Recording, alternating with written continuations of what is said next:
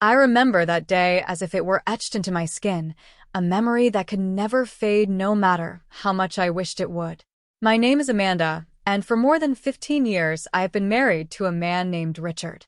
He is a hardworking man, a provider, and in many ways, the kind of husband most women would be proud to stand beside.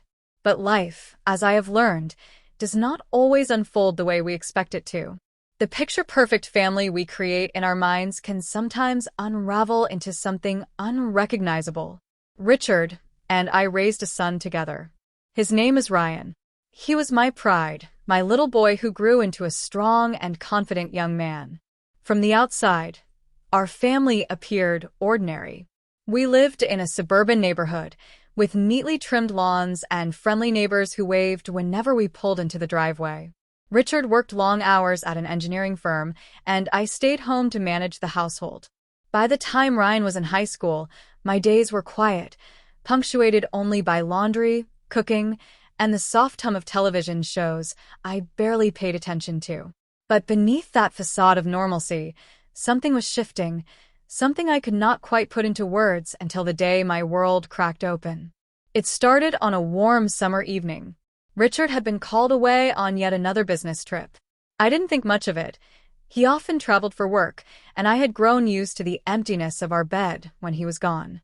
I spent that evening cleaning the kitchen, pouring myself a glass of wine, and eventually drifting off on the couch. I must have dozed longer than I realized because when I stirred awake, the house was still and quiet. The clock on the wall read close to midnight. That was when I noticed Ryan standing by the kitchen doorway. His face was shadowed, unreadable. I blinked a few times, wondering if I was dreaming, but his presence was unmistakable. Something about the way he looked at me felt different that night, more intense, as though he had been waiting for me to wake up. "Amanda," he said softly. He rarely used my name. He usually called me Mom or just didn't address me directly. Hearing him say my name that way made my heart race. "What are you doing up so late?" I asked, trying to brush off the unease I felt.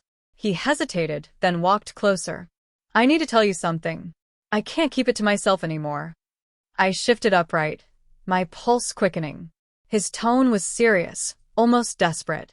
I expected him to confess something typical of a young man.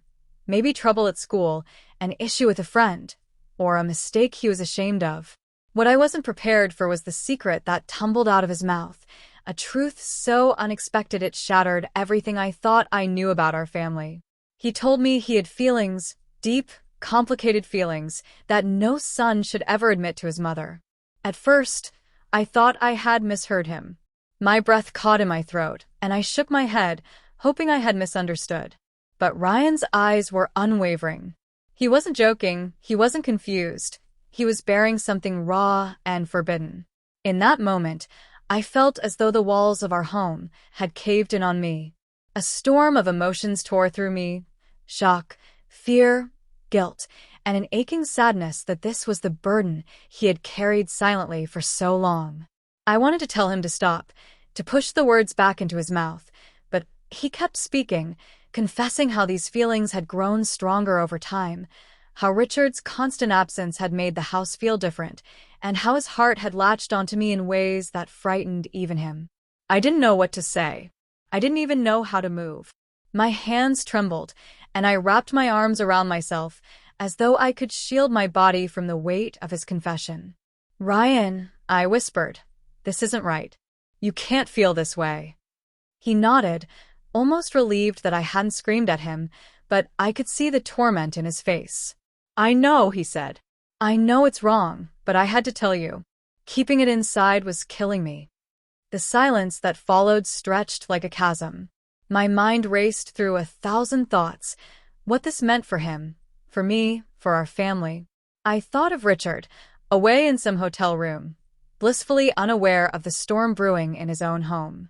I thought of the years I had spent raising Ryan, of the love and sacrifices poured into motherhood, never imagining that it could twist into something so complicated. That night changed everything. The confession didn't just vanish into the air.